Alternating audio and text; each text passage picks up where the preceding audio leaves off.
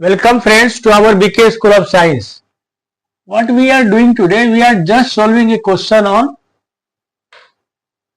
JEE Mains 2 अप्रैल 2025 का अप्रैल session का 2 अप्रैल का शिफ्ट 1 का ये क्वेश्चन है। ठीक क्वेश्चन है, फिर से रिपीट कर रहा हूं, अपना मकसद केवल क्वेश्चन बनाना नहीं है। क्वेश्चन तो 1 लाखों क्वेश्चन हो सकते हैं, लेकिन आप अगर अच्छे से अगर उसको कंसेप्ट को क्रिस्टली आपको क्लियर कर लेंगे तो आपको क्वेश्चन सारे क्वेश्चन बनेंगे। ये एक क्वेश्चन है, इस क्वेश्चन में बहुत सारे कंसेप्ट हैं, उस कंसेप्ट को हमने दुरुस्त करना है।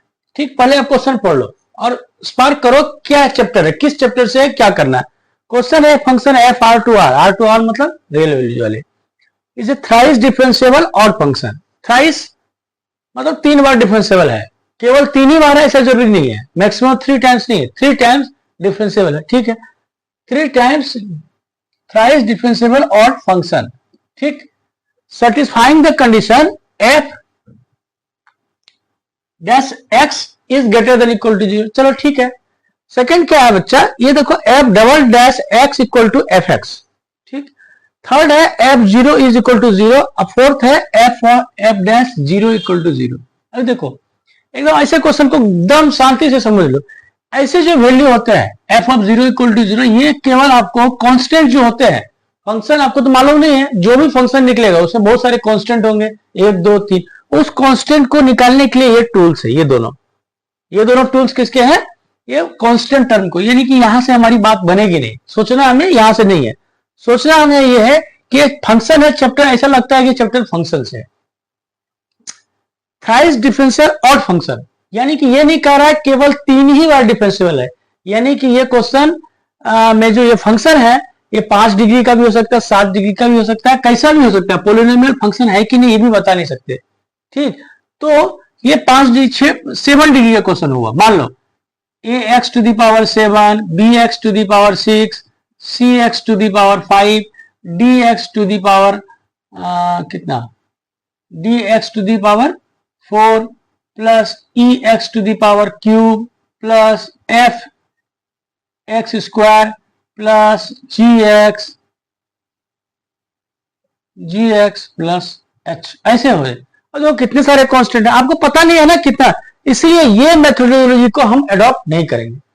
ये मेथोडोलॉजी अडॉप्ट नहीं करने का एक दूसरा कारण है कि ये आपको ये, ठीक, ये मेथड मैंने पॉलिनोमियल फंक्शन मान के ये क्वेश्चन बनने वाला नहीं है। ये आपको यहां जो लिखा हुआ है कंडीशन, उस कंडीशन से समझ में आ रही है, उलझ जाएंगे तो उलझ जाएंगे, फिर करना क्या है। अभी देखो ये जो आपको दिया हुआ है कंडीशन, ये तो कांस्टेंट निकालने वाला है, ये एक जनरल है, यानी कि आपको सारा बात यहां से करना है, यानी कि F double dash X equal to F of X, ये मेन बात है। इससे आपको डिसाइड करना है कि in which direction you should go for the solving this question.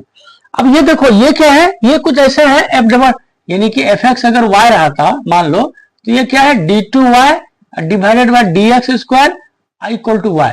ये सेकेंड ऑर्डर का डिफरेंशियल इक्वेशन है क्या। और आपको जो जेई का मेन का सिलेबस में डिफरेंशियल इक्वेशन चैप्टर में ऐसा नहीं लिखा है कि सेकेंड ऑर्डर डिफरेंशियल इक्वेशन का सॉल्यूशन यू शुड नो। क्या लिखा है, differential equation order and degree, और mainly first order differential equation पढ़ना है। फिर ये second order differential equation syllabus में नहीं है तो क्वेश्चन क्यों आया।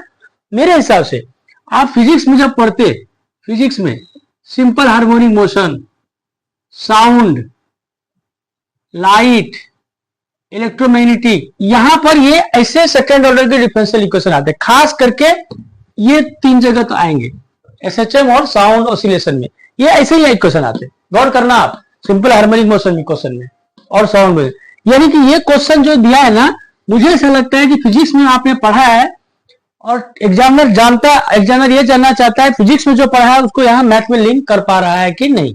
ठीक, चलो इसका मतलब क्या हो गया, ये क्वेश्चन किस बेसिस पर है, ये अपना डिफरेंशियल इक्वेशन पे है।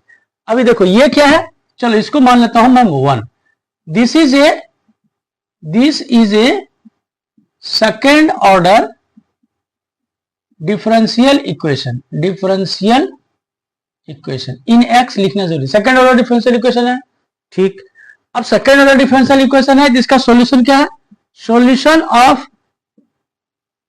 इक्वेशन 1 क्या होता है, कैसा होगा, एफ एक्स यानी कि वाई हुआ F X equal to A E to the power X plus B E to the power, ऐसा सॉल्यूशन होता है। सेकेंड ऑर्डर डिफरेंशियल इक्वेशन का सॉल्यूशन ऐसा ही होता है, आप देखना। ठीक, चलो, मतलब ये क्वेश्चन जो मेन कॉन्सेप्ट है आपको इस डायरेक्शन में जाना है, ये टेस्ट करना है। एक तो हो गया, ये मेन, ये है मेन, ये आपने पकड़ लिया इस डायरेक्शन में, और उसके बाद तब जस्ट आपकी प्रैक्टिस रहेगी तो you can solve this question very easily. अब चलो, कर लिया। अभी क्या है, थ्राइस डिफरेंशियल है, चलो 3 बार डिफरेंशियल। अब देखो और फंक्शन है, कंडीशन, एक कंडीशन यहां भी है, कंडीशन यहां भी है, एक कंडीशन और फंक्शन है। और फंक्शन मतलब क्या हुआ, इक्वेशन लिखा है कि एफ एक्स जो क्या है, एन ऑड फंक्शन है, लिखा हुआ है ना, an odd function according to question. इसका मतलब क्या हो गया, ऑड फंक्शन का मतलब क्या हुआ, F of minus X equal to minus of F, यही होता है ना ऑड फंक्शन। ऑड फंक्शन क्या होता है, ऑड फंक्शन में अगर एक्स की जगह आपने माइनस एक्स वैल्यू पुट किया तो जो वैल्यू आ गई वो माइनस ऑफ टोटल बड़ा फंक्शन, ये होता है। ठीक, यानी कि ये चीज होगा, ये चीज होगा तो हम इसको, ये कंडीशन को वहां पर बिठाएंगे, तो बिठाओ, एफ ऑफ माइनस एक्स क्या होगा, एफ ऑफ माइनस एक्स क्या होगा, यहाँ एक्स की जगह पर माइनस एक्स पुट करेंगे, क्या होगा, A E to the power minus X plus B E to the power minus X है, एक्स को हमको क्या पुट करना है, माइनस एक्स, तो माइनस माइनस प्लस एक्स, यानी कि ये हो गया। अब क्वेश्चन क्या कर रहा है आपको, एफ ऑफ माइनस एक्स निकल लिया, ऑड फंक्शन के लिए क्या चाहिए, minus of F x. F x क्या है, ये, इसका माइनस करो, यानी कि पूरे ब्रैकेट में चला जाएगा माइनस, यही होगा ना, होगा कि नहीं, यही है। ठीक, अब कंपेयर कर लो, कंपेयरिंग ऑन कंपेयरिंग करने से क्या होगा, ई टू दी पावर एक्स का मल्टीप्लायर क्या है, मल्टीप्लायर मतलब कोफिशिएंट क्या है, बी, यहां क्या है, ई टू एक्स का मल्टीप्लायर या कोफिशिएंट माइनस है, यानी कि बी इक्वल टू माइनस है। यानी कि ये जो क्वेश्चन है इसमें आपको 2 कांस्टेंट है ना, 2 में से एक कांस्टेंट का कहानी खत्म हो गया।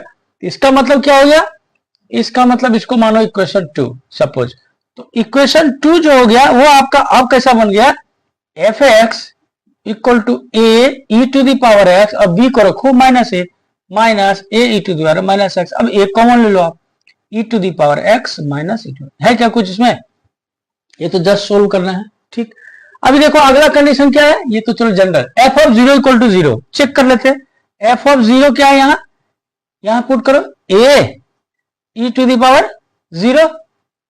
अब देखो ये जो क्वेश्चन है ना, ये इसको मान लो इक्वेशन 3, ये अपना लास्ट का इक्वेशन है, तो ए ई टू दी पावर 0 हो गया 1, ये हो गया 1, ये हो गया 0, यानी कि ये क्या अपना सेटिस्फाइड है, सेटिस्फाइड है ना, यानी कि ये जो कंडीशन दिया है ये ओके हो गया। ठीक, अब लास्ट कंडीशन क्या है, एफ डैश 0 इक्वल टू 3, ये क्यों दिया मालूम है कि ये एक ही वैल्यू निकालनी है आपको। चलो अभी फिर से लिखते, एफ एक्स क्या था अपना, गौर से देखो, A E to the power X और minus E to the power minus X, ये क्वेश्चन 3 है ना 3। ठीक, तो एफ डैश एक्स क्या निकलेगा, करो एफ डैश एक्स डिफरेंशिएशन, एक कांस्टेंट है ये बाहर रखो, E to the power X का differentiation E to the power X, और E to the power minus X का माइनस एक्स, लेकिन कोफिशिएंट -1 है तो ये माइनस माइनस प्लस, ये निकल गया आपका, निकल गया एफ डैश एक्स। अब कह रहा है एफ डैश 0 इक्वल टू 3, तो यहां पुट करो F dash 0, A E to the power 0 कितना होगा 1 plus E to the power minus 0 क्या होगा 1 divided by E to power 0 यानी कि 1, और ये आपको 3 है, यानी कि ए इक्वल टू क्या निकल गया 3 डिवाइडेड बाय 2। इसका मतलब इक्वेशन जो आपका 3 था, ये 3 वो कैसा बन गया, F X equal to A के जगह पर 3/2 पुट के E to the power X E to the power minus X, ये हमारा हो गया एग्जैक्ट फंक्शन निकाल लिया हमने। देखो कितना इजीली निकल गया। अभी हमको क्या करना है, केवल वैल्यू निकालना है। तो then 9 function of ln3 base E, यही निकालना है ना। इसका मतलब एफ एक्स ये दिया हुआ, यानी कि जहां जहां एक्स है वहां ln3 बेस ई हमको पुट करना है। अब देखो यहां भी एक क्लू तो मेरे हिसाब से होगा, 9 है तो 9 को 9 लिखो, एफ ऑफ इतना, यानी कि आप पुट करना है इसके ऊपर 3/2 कांस्टेंट है, ठीक है। ई टू दी पावर क्या लिखेंगे ln3 base E minus E to the power क्या होगा ln3 बेस ई, ये लिखेंगे ना, हमने पुट कर दिया सिंपल। अभी देखो यहां पर एक लॉगरिथम का एक कंसेप्ट है, क्या कंसेप्ट है सो समझ लो। यहां ई टू दी पावर ln मान लेते हैं y है और बेस यहाँ e है, इसकी वैल्यू क्या होगी, y होगी।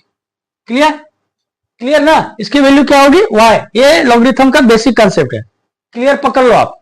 ठीक, तो हम इसको थोड़ा सा और सिंप्लीफाई करते, 9 इंटू 3 डिवाइडेड बाई 2 और e to the power ln3 base e minus e to the power ln3 base e। फिर मैंने ऐसा क्यों किया,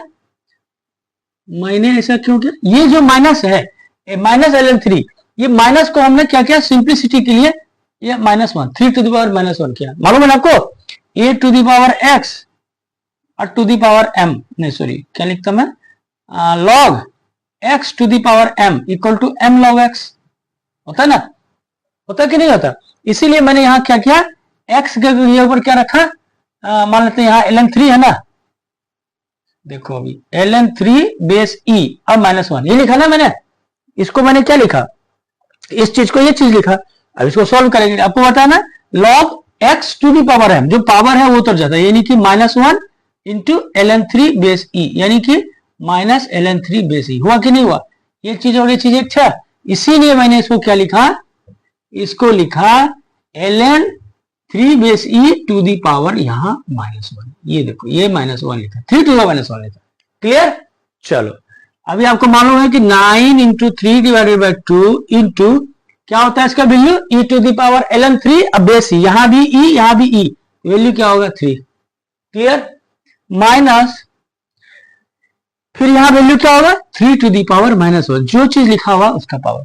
क्लियर, ठीक, यहां लिखता 9 इंटू 3 डिवाइडेड बाई 2 और यहां क्या लिखा, यहां 3 लिखा माइनस, और 3 डिवाइडेड बाई 1/3 कितना हो गया, 3 divided by -1 -3। Clear, very good. तो 9 इंटू 3 डिवाइडेड बाई 2 इंटू अब 3 - 1/3 तो बताना नहीं पड़ेगा, 3 3 9, 9 में से 1 गया 8/3। क्लियर, अब इसको जस्ट सोल्व करो, 2 से करो तो 4, 2 4 जा 8, 3 को करो 3 3 9, कितना हुआ 3 3 4, 3 3 9 चौका 6, यानी आंसर कितना हो गया आपका 36। ठीक, यानी कि ये क्वेश्चन किस चीज पर था, डिफरेंशियल इक्वेशन पर था। एग्जैक्टली ये फंक्शन पर ना होकर ये क्वेश्चन डिफरेंशियल इक्वेशन पर था। और कैसे हम समझे डिफरेंशियल इक्वेशन पर था, ये चीज बहुत इंपॉर्टेंट है ये। ठीक, अगर ये f dash x equal to x होता है तो भी एक एक्सपोनेंशियल दूसरी टाइप का सॉल्यूशन होता, लेकिन यहां इसी फॉर्म में डिफरेंशियल, ये क्वेश्चन एग्जैक्टली डिफरेंशियल इक्वेशन पर है। ये पहले ये जिसने ये आइडेंटिफाई कर लिया जो इस लाइन पे, वो तो 100% ये क्वेश्चन है। जिसने इसको एज ए पॉलिनोमियल मिलाया उसका टाइम वेस्ट होगा। और ये वर्ड पॉलिनोमियल क्यों नहीं मानना है हमको, गौर करो, थ्राइस डिफरेंशिएबल ऑड फंक्शन है, यानी कि 3 ही बार डिफरेंशियल ऐसा नहीं लिखा है, लेकिन लिखा है 3 बार डिफरेंशियल फंक्शन है। यानी कि ये फंक्शन 3 डिग्री का भी हो सकता है, 5 डिग्री का भी हो सकता है, 7 9 11 डिग्री का भी हो सकता है। इसलिए हम उस रास्ते से न जाके इस रास्ते से गए। उम्मीद करते हैं ये क्वेश्चन बहुत सुंदर लगा हो आपको। ये क्वेश्चन को बनाओ आप और पूरा देख लो, फिर पूरा मिटा दो, फिर फ्रेश पेज पे ये क्वेश्चन लिखो और खुद से समझ के इतना पूरा बनाओ। ठीक, ओके, थैंक यू।